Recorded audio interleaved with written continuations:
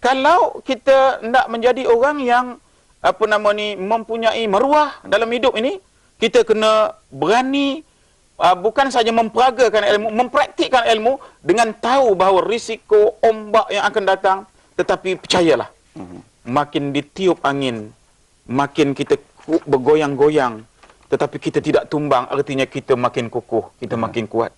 Sebab itu penguasaan ilmu ini, saya tertarik dengan PM cakap semalam. Pertama sekali katanya, ilmu, saya mengait kat agama sebab kita cakap mengenai agama. Dia katanya, salah keutamaan dalam faham agama. Salah keutamaan dalam faham agama. Melebihkan yang sunat daripada yang wajib. Fardu ain saja, tak membuat fardu kifayah. Bila orang tu nak belajar, ini ilmu dunia, ini tak penting. Ada pula yang mengatakan, dunia ini hanya sia-sia. Kalau kita kembali kepada Al-Quran, Quran tidak menyebutkan dunia ini sampai macam itu. Sebab dia kan jambatan untuk pergi akhirat. Jambatan kena kukuh lah. Dunia ini adalah jambatan untuk ke akhirat. Jadi, segala nilai kerja sebelum sampai akhirat, di jambatan inilah dikira. Sama ada, kita menjadi orang yang boleh masuk syurga atau neraka. Dia tak, kalau orang tu lahir-lahir, terus meninggal, dia dekat syurga, orang ini tidak mendapat tempat yang special dalam syurga. Sebab itu dunia ini penting. Jadi kalau ada orang kata, dunia ini hanya sia-sia, ini bahaya. Bahaya. Sebab itulah nanti, dalam ucapan PM juga mengatakan, jangan marah kalau bukan Melayu menguasai. Tanggungjawab penting dalam negara ni. Kalau kita tidak menentukan bahawa Islam itu tak utamanya, mesti diberikan keutamaan fardu ain. Lepas fardu ain, fardu kifayah. Yang sunat, sekarang ni kadang-kadang setengahnya terlalu banyak bercakap mengenai perkara-perkara yang sunat. Yang sunatnya banyak sangat perkara sunat. Sampai kita berbincang bab itu, sehingga ada orang kata, kita lebih Islam dari orang ni. Kerana apa? Kerana kita mempraktikkan yang ini. Dia tidak mempraktik ni, sudah dia kita lebih Islam. Mencari lebih. Rupanya, saya terbaca semalam, setiausaha kerajaan negeri Terengganu, yang pencen. Yang pencen. Dia kata, pembalahan pemimpin Melayu Islam ini, sebenarnya akan melemahkan agama, bangsa dan tanah air. Itu satu pandangan ikhlas yang kita nampak semalam.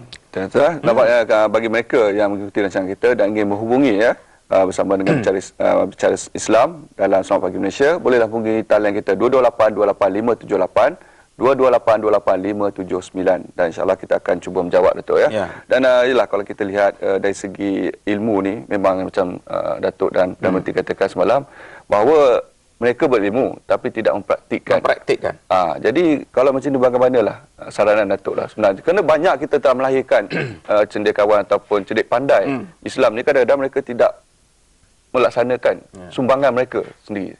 Ini yang kita kata. Pertama sekali, kita jangan lupa, sesuatu kebenaran itu, nak tahukan jawapannya kadang memerlukan satu generasi.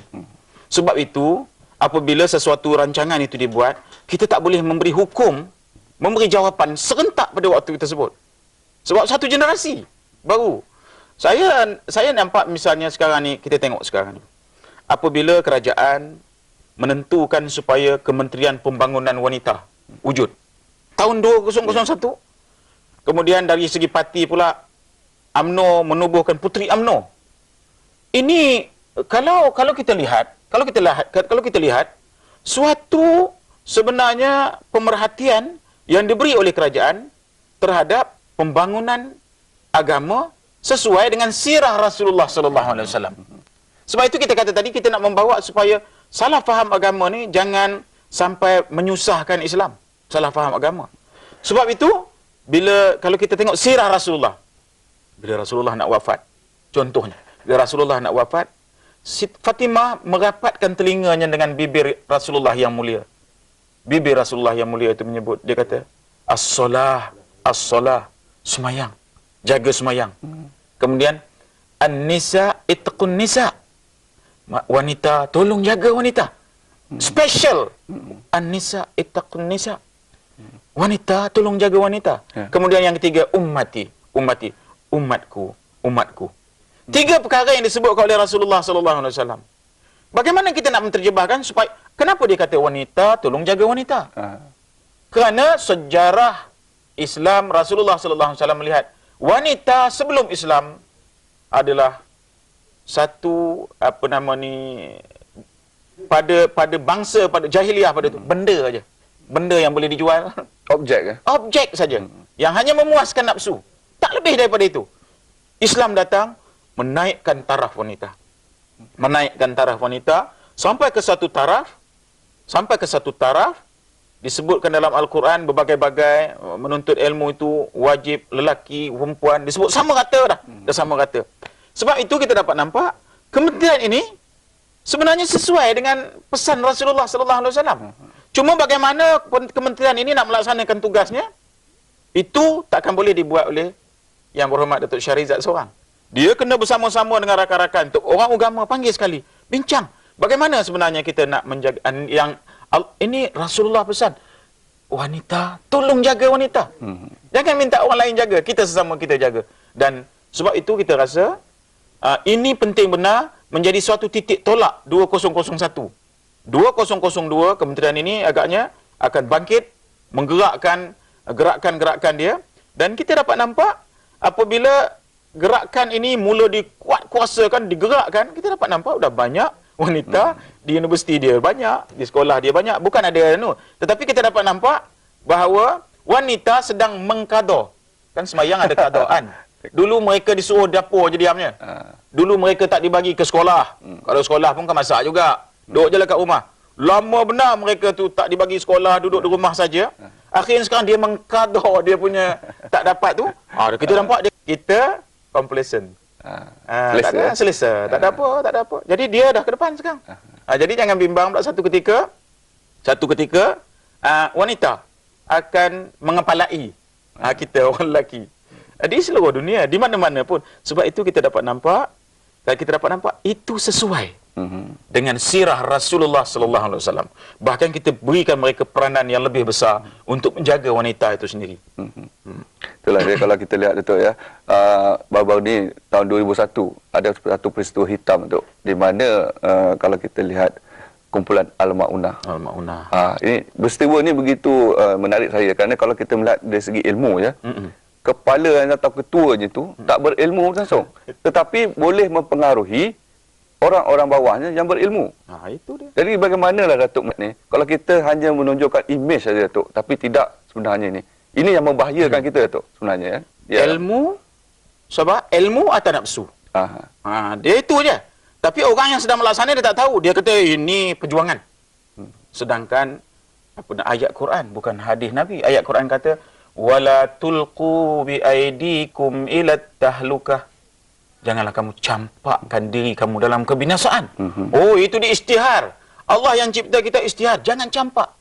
Adakah satu kumpulan Al-Maunah pakai ilmu ke pakai nafsu?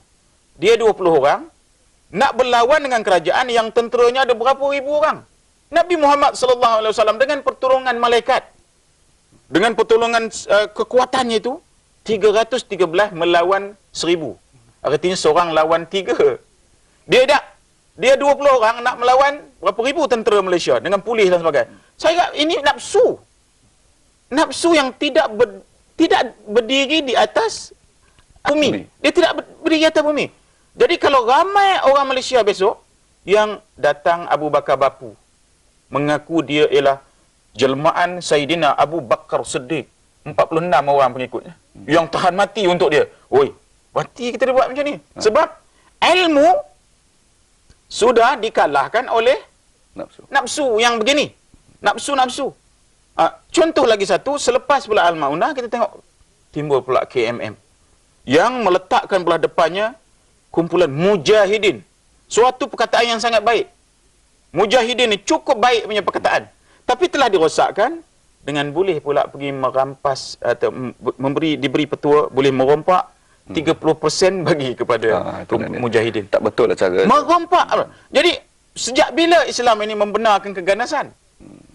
Sejak bila Islam ini dikatakan ekstrim dan sebagainya yang